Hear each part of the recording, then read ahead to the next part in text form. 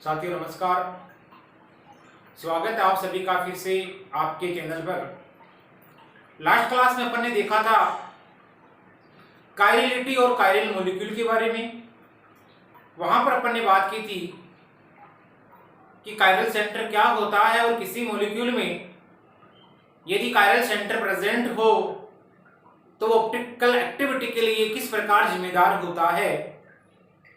इसके लिए मैंने आपको ये बताया था कि यदि किसी मॉलिक्यूल में एक कायरल सेंटर प्रेजेंट है तो हमेशा श्योरिटी बनी रहती है और निश्चित है कि वो मॉलिक्यूल आपका ऑप्टिकल एक्टिविटी दर्शाएगा, प्रकाशिक सक्रियता दर्शाएगा। मींस मॉलिक्यूल आपका होगा ऑप्टिकल एक्टिव मॉलिक्यूल होगा। ये बात की थी। लेकिन मैंने वहां पर आपको एक लाइन ये भी बोली थी कि यदि किसी मॉलिक्यूल में दो कायरल सेंटर आ जाए तो जरूरी नहीं है कि आपका दिया गया जो मॉलिक्यूल है वो ऑप्टिकल एक्टिव हो भी सकता है और ऑप्टिकल एक्टिव नहीं भी हो सकता है। यानी ऑप्टिकल एक्टिविटी दर्शा भी सकता है, ऑप्टिकल एक्टिविटी नहीं भी दर्शा सकता। लेकिन हाँ, एक कायरल सेंटर हो तो आप बता सकते हो कि वहां पर वो श्योरिटी रहती है कि मॉलिक्यूल शुड बी कायरल। चलो, अब कायरल सेंटर को अपन ने बोला था एसिमेट्रिक मॉलिक्यूल कैसा था आपका, एसिमेट्रिक यानी असममिता।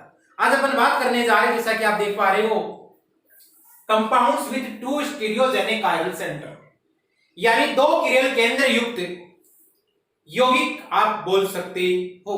लिख देता हूं यहां पर अपना टॉपिक रहेगा दो किरेल केंद्र युक्त यौगिक, दो किरेल केंद्र युक्त यौगिक। चलिए अपन देखने जा रहे हैं ऐसे कंपाउंड्स के बारे में जिनमें दो कायरल सेंटर प्रेजेंट होते हैं। इसमें अपन बात करेंगे, एक तो इरिथ्रो कंपाउंड क्या होते हैं,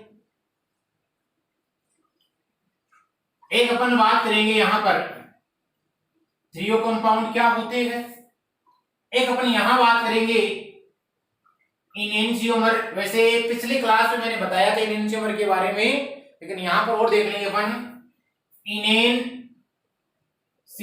के बारे में देखेंगे। अपन यहां देखेंगे डायास्टीरियोमर के बारे में, या इसको बोला जा सकता है डायास्टीरियो आइसोमर। और अपन यहां देख लेंगे मीजो कंपाउंड, लेकिन मीजो कंपाउंड के लिए एक अलग से लेक्चर आपको अवेलेबल करवा दिया जाएगा। यहीं से निकल के आ जाएगा मीजो कंपाउंड क्या होते हैं आपके। देखते जाइए।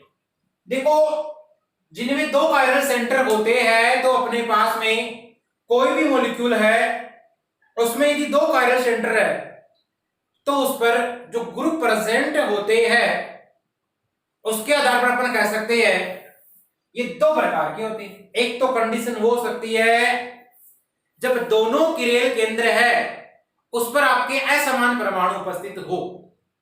एक कंडीशन ये बन सकती है दोनों किरेल केंद्रों पर समान परमाणु उपस्थित हो। दो कंडीशन बनी। तो पहली बनी है यदि दोनों किरेल केंद्र है, दोनों किरेल केंद्रों पर असमान परमाणु हो, असमान परमाणु हो। इसका मतलब उस पर हेटेरो एटम प्रेजेंट हो दोनों कायरल सेंटर पर, उसकी बात करने जा रहे हैं।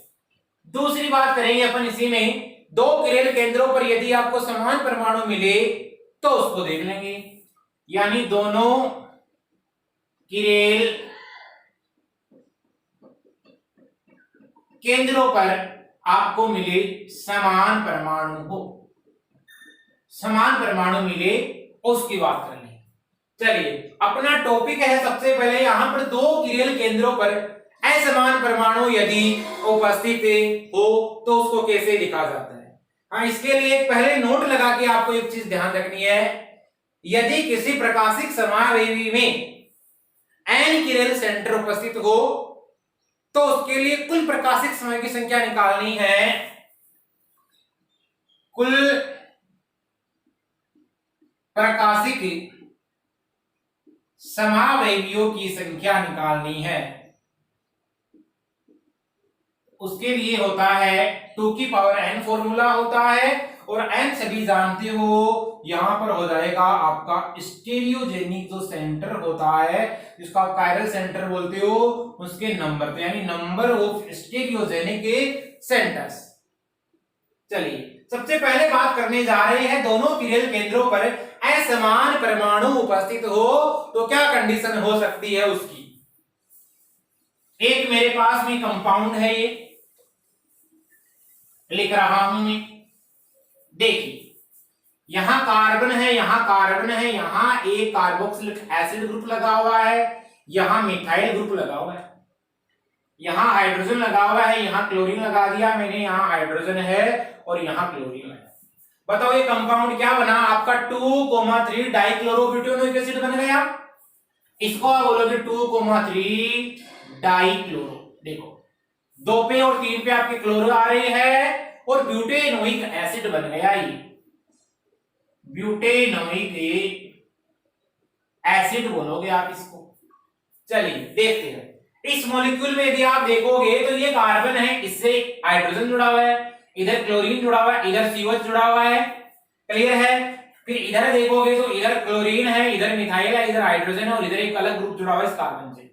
इसका मतलब है दोनों आप देखिए, दोनों देखने पर आपने क्या पाया, दोनों पर क्या उपस्थित है, असमान परमाणु उपस्थित है, मींस आपके कायरल सेंटर हो गया, क्या ये कायरल सेंटर प्रेजेंट हो गया और ये आपका क्या बन गया, एक कायरल सेंटर बन गया।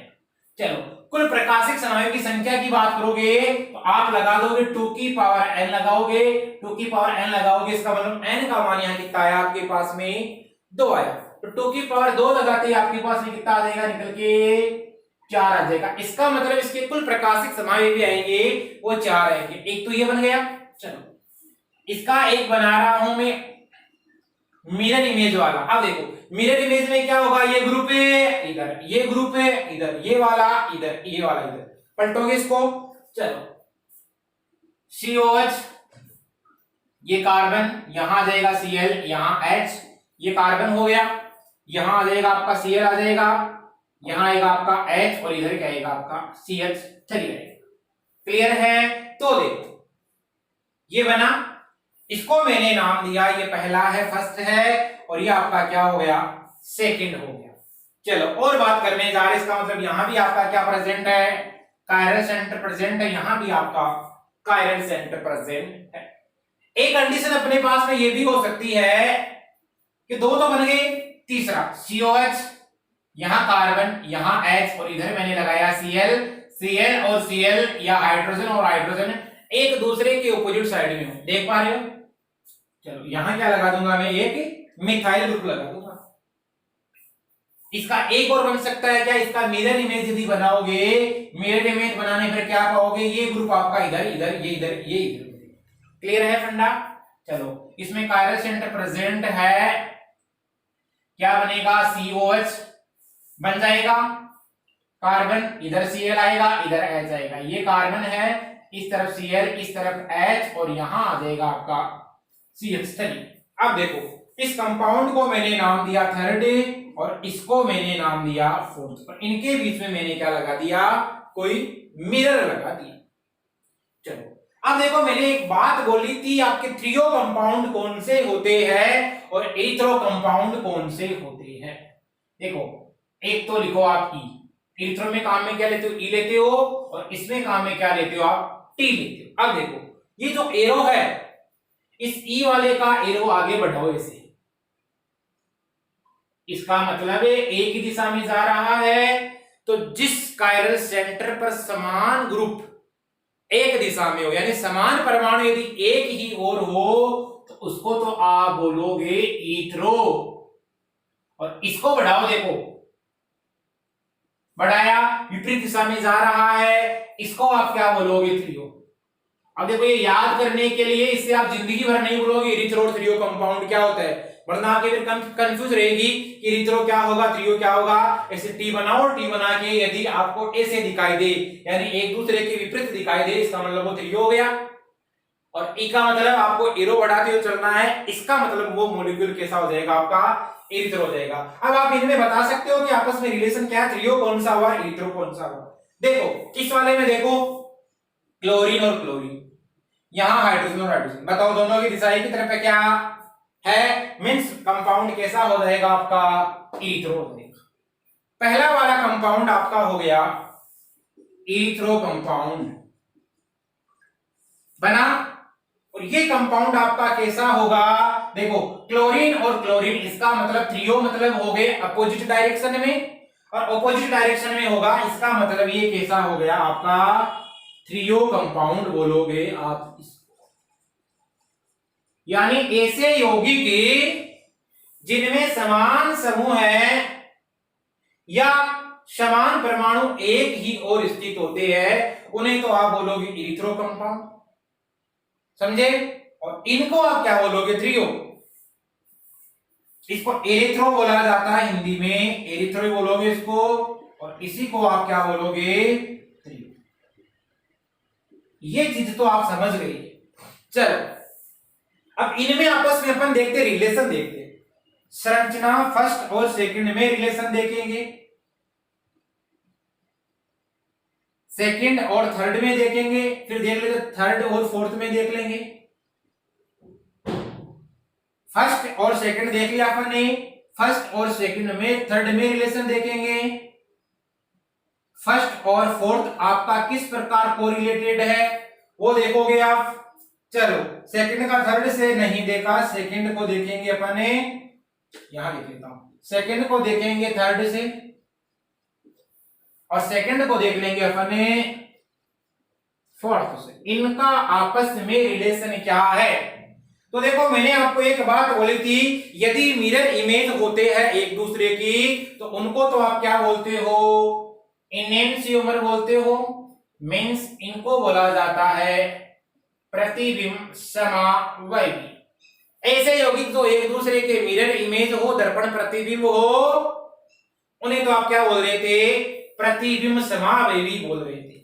और एक होते हैं आपके डाया स्टीरियोमर बोल सकते हो, या उसको बोला जा सकता है डाया स्टीरियो आइसोमर, यानी एक दूसरे के जो दर्पण प्रतिबिंब नहीं होते हैं उन्हें आप क्या बोल रहे थे, विवरिम समावयवी। चलो अब देखो इसी कंपाउंड की बात करते हैं, पहला और दूसरा एक दूसरे के मिरर इमेज, क्या क्लोरीन इधर है तो इधर आना चाहिए, पहला और दूसरा आपने देखा तो क्या हुआ आपका, पहला दूसरा हो गया इनेंशियोमर, हुआ या नहीं हुआ, प्रतिबिंब समावयवी बोल सकते हो इसको, क्योंकि इसका ये इनेंशियोमर बन रहा है।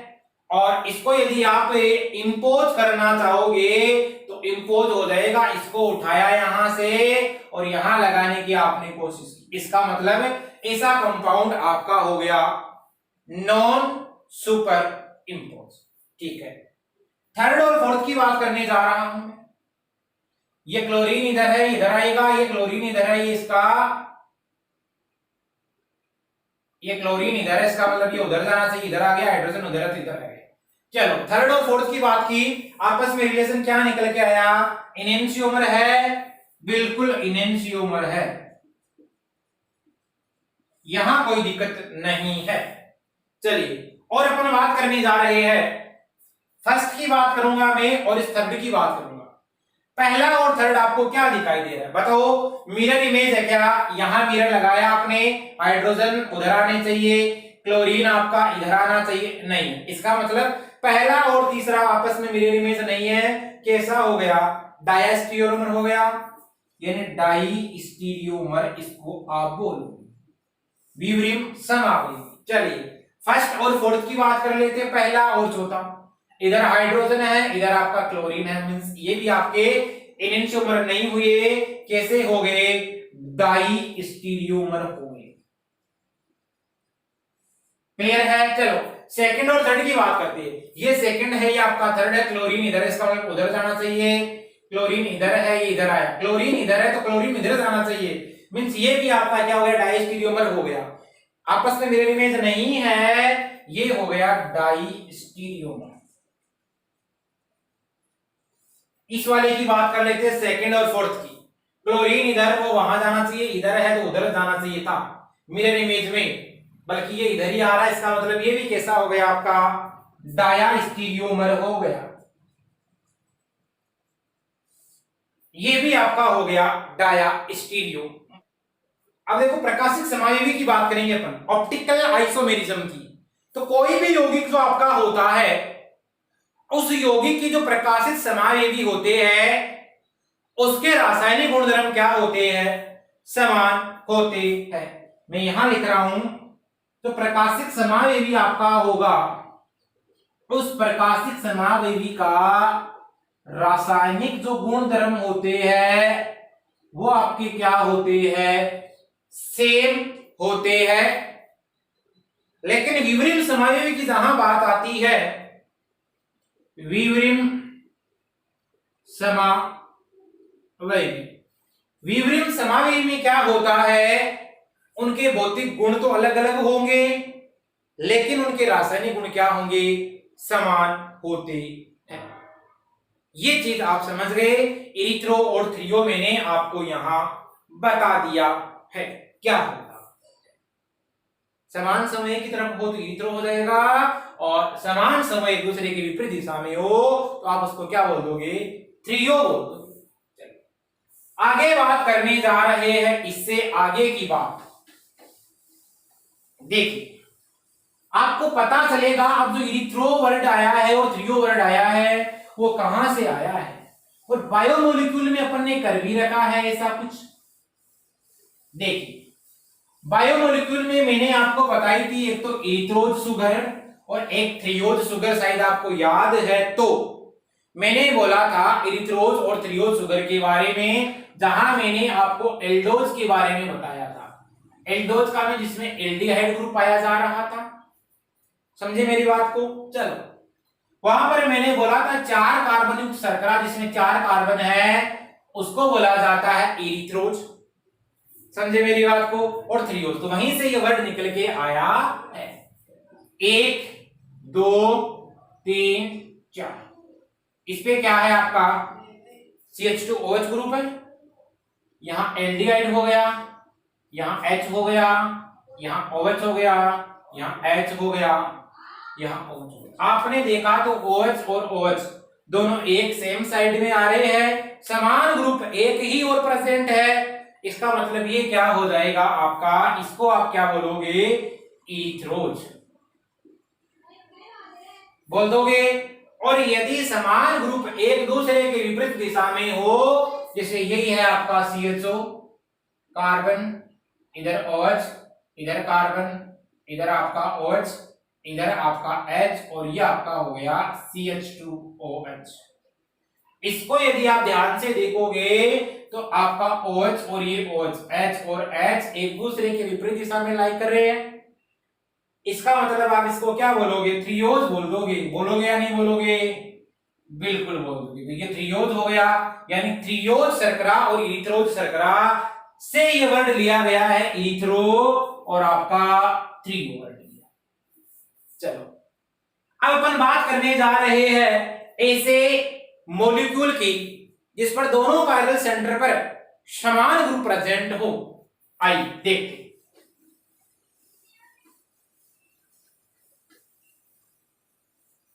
दूसरा कंपाउंड देखने जा रहे हैं। दोनों किरेल केंद्रों पर समान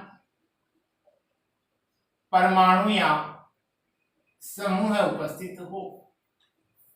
इसके लिए एक कंपाउंड है जिसको बोला जाता है मीजो कंपाउंड। एग्जाम्पल करेंगे अपन मीजो कंपाउंड। देखो मीजो कंपाउंड क्या होता है उसको देखेंगे अपन, और इसके लिए बेस्ट एग्जाम्पल है वो है टार्ट्रिक एसिड।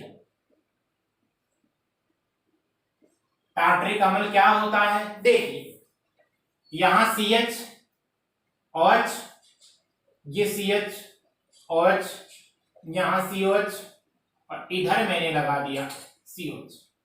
चलो इस पर 2 कायरल सेंटर दिखाई दे रहे हैं आपको, क्लियर है। चलो 2 कायरल सेंटर हो गए। इस यौगिक का नाम लिखो 2,3 dihydroxy butane 1,4 dioic acid. Numbering करोगे 1 2 3 4, क्या नाम हो जाएगा 2,3 dichloro, sorry 2,3 di hydroxy butane 1,4 dioic acid, dioic. कर दोगे नाम। चलो इसमें 2 कायरल सेंटर, इसका मतलब 2 स्टीरियोनिक सेंटर आया। 2 की पावर n निकल के आया तो 2 की पावर 2 बराबर कितने बनने चाहिए आपके 4 बनने चाहिए। संभावना बता दी कि 4 बनने चाहिए। चलो इस एग्जाम्पल को करने जा रहे हैं अपन। अब देखिए इसी में अपन इरिथ्रो कर लेंगे, इसी में अपन क्या कर लेंगे थ्रियो कर लेंगे। देखिए मेरे पास में एक कंडीशन ये हो सकती है, यहां कार्बोक्सिलिक एसिड लगाया मैंने CHOH लगाया मैंने, इस बात को समझे। चलो फिर यहां मैंने C लगाया, मैंने यहां OH लगाया, यहां लगा दिया H और इधर क्या लगा दिया मैंने COH। एक तो ये बन जाएगा। देखो समान समूह है, एक दूसरे के विपरीत दिशा में आ रहे हैं, कैसे हो जाएंगे आपके ट्रियो हो जाएंगे।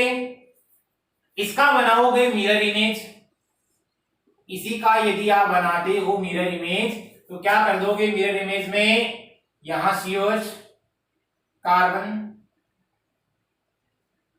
Carbon OH H carbon H OH और यहां नीचे आएगा आपका COH। इसमें कायरल सेंटर है, ये यहां कायरल सेंटर दिखाई दे रहा है, ये भी आपको कायरल सेंटर दिखाई दे रहा है और ये भी आपको कायरल सेंटर दिखाई दे रहा है।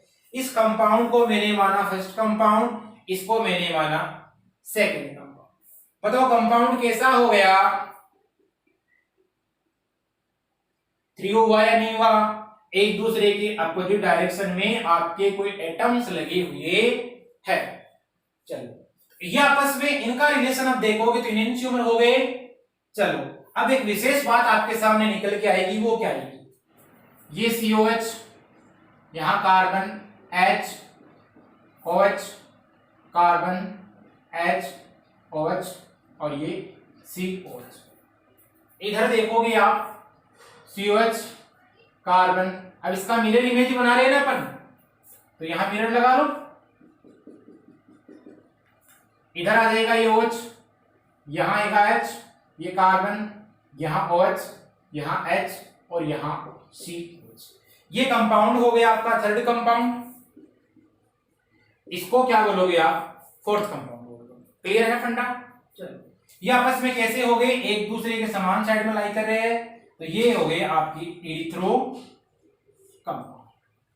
चलो और देखते हैं अपन कोई निष्कर्ष यदि यहां से निकल रहा है उसके बारे में।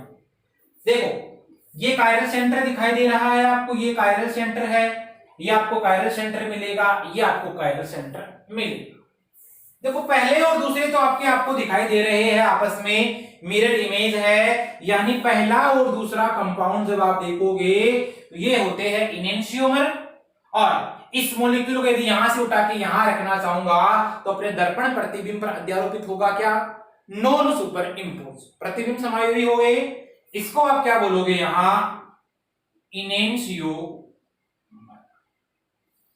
तीसरे और फोर्थ कंपाउंड में ध्यान देना, देखो इस मॉलिक्यूल में कोई सिमेट्री पाई जा रही है क्या, उसकी बात करते हैं। देखो इसको यदि आप गौर से देखोगे तो यहां से मैं लगा सकता हूं एक POS, plane of symmetry present है क्या, तो इस कंपाउंड में सममिति तल उपस्थित है, और सममिति तल है इसका मतलब वो प्रकाशिक अक्रिय हुआ या नहीं हुआ यौगिक। देखो HCOH, इसका जिधर इतना भाग उधर इतना भाग, सेम कंडीशन लाइक हो रही है, बन रही है।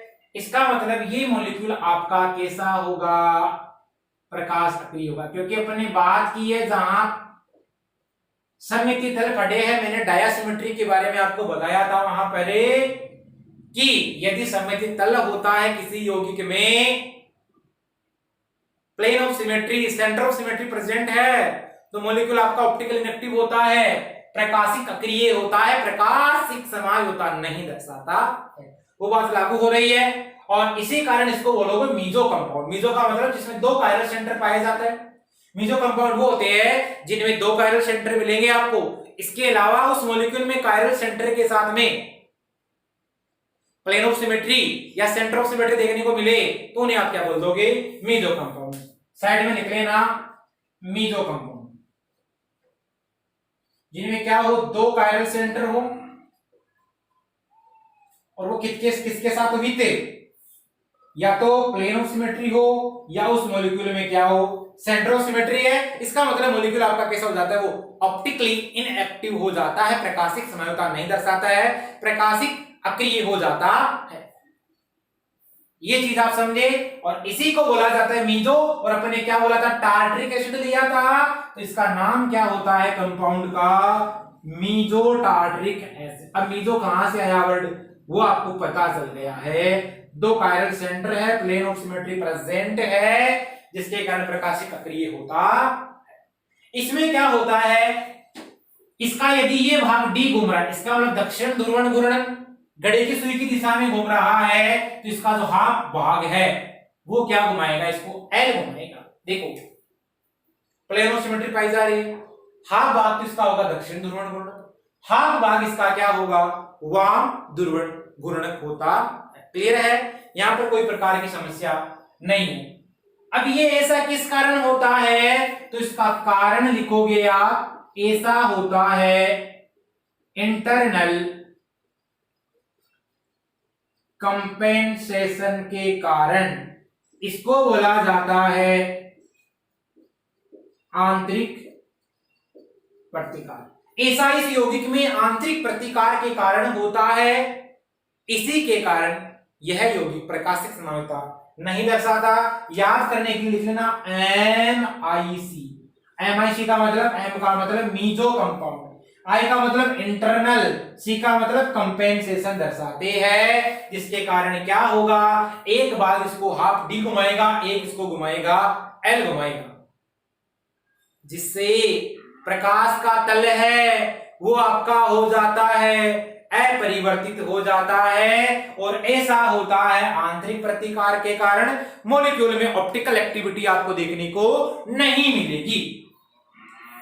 क्लियर है?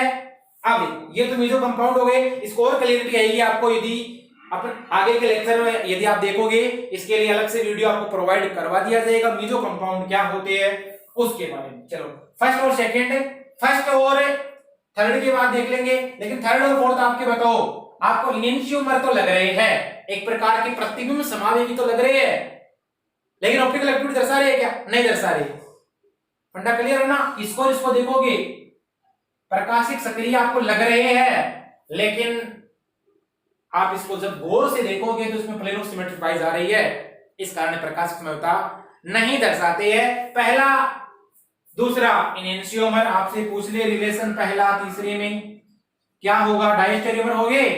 ये मॉलिक्यूल और ये मॉलिक्यूल देखो, H इधर आना चाहिए और इधर आना चाहिए। पहला तीसरा देखोगे डायस्टेरियोमर, शॉर्ट में ई और डी लिख रहा हूं, ठीक है ना? पहला फोर्थ लिखोगे कैसा है? डायस्टेरियोमर है। विवरिम समायोगी जिसको बोलते हो आप, यानी एक दूसरे के दर्पण प्रतिबिंब नहीं होते, विवरिम समायोगी उन्हीं को बोलते हैं। और इनेंशियोमर वो होते हैं जो एक दूसरे के दर्पण प्रतिबिंब होते हैं। चलो सेकंड और थर्ड की बात करेंगे, कैसे कंपाउंड है सेकंड थर्ड? इसको देखो OH इधर आना चाहिए, इसका मतलब ये कैसा हो गया? डायस्टेरियोमर हो गया। चलो सेकंड और फोर्थ कैसा है आपका? डायस्टेरियोमर है क्या? ये इधर जाना चाहिए, ये OH इधर आना चाहिए, ये OH उधर जाना चाहिए, इसका मतलब है ये भी कैसा है? डायस्टेरियोमर है। कर दोगे? ठीक है। और थर्ड और फोर्थ के बारे में आपको पता ही है। अब ये तो वो मॉलिक्यूल हो गए जिनमें कायरल सेंटर प्रेजेंट है, मतलब 2 कायरल सेंटर, वहां पर ऑप्टिकल एक्टिविटी दर्शा भी सकते हैं, नहीं भी दर्शा सकते, कोई जरूरी नहीं है। अब अपने पास में कुछ मॉलिक्यूल ऐसे होते हैं जिनमें कायरल सेंटर नहीं होता, लेकिन फिर भी वो ऑप्टिकल एक्टिविटी के लिए जिम्मेदार होते हैं, वो दर्शाते हैं। जैसे कंपाउंड की बात करते हैं एक तो आपका होता है बाइफिन और एक आपकी होती है एलिन। आपसे यदि सीधा सीधा एग्जाम्पल पूछे, ऐसे यौगिकों के नाम बताओ जिनमें कायरल सेंटर नहीं होते हुए भी वो ऑप्टिकल एक्टिविटी के लिए जिम्मेदार होते हैं, प्रकाशिक सक्रियता दर्शाते हैं। एग्जाम्पल बाइफिनिल और एलिन। इसके लिए आप नेक्स्ट लेक्चर में विस्तार से पढ़ोगे इसके बारे में। मिलते हैं अपन अगली क्लास में, तब तक के लिए थैंक्स।